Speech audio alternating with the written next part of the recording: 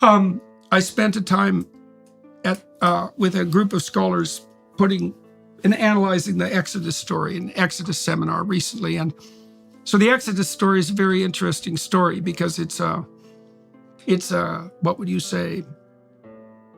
It's an analysis of the central tendency of movement away from tyranny and slavery. That's a good way of thinking about it.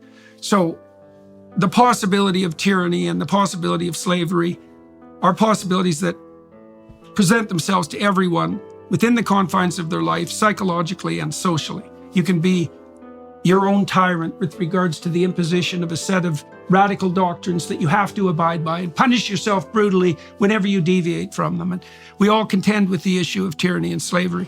And there's an alternative path, and that's what the Exodus story lays out. And Moses is the exemplar of that alternative path, although he has his flaws. And one of his flaws is that he turns too often to the use of force. So he kills an Egyptian, for example, an Egyptian noble who has slayed a Hebrew, one of Moses' Hebrew slave brothers, and he has to leave. There's a variety of indications in the text that he uses his staff, he uses his rod, and he uses power when he's supposed to use persuasion and legal or verbal invitation and argumentation.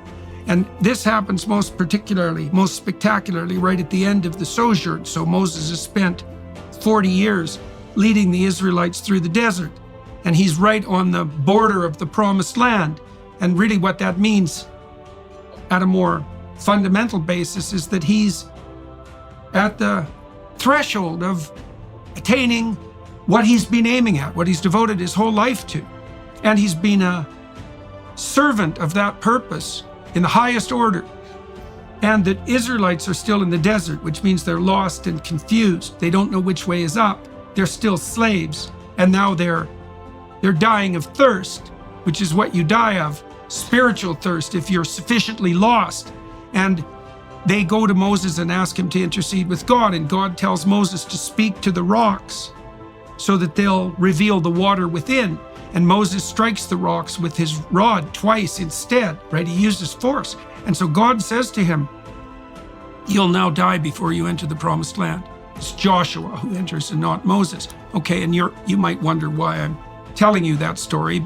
I'm telling you that story because those concepts at the center of that cloud of concepts that you described are stories, right? They're stories. And if they're well formulated, they're archetypal stories.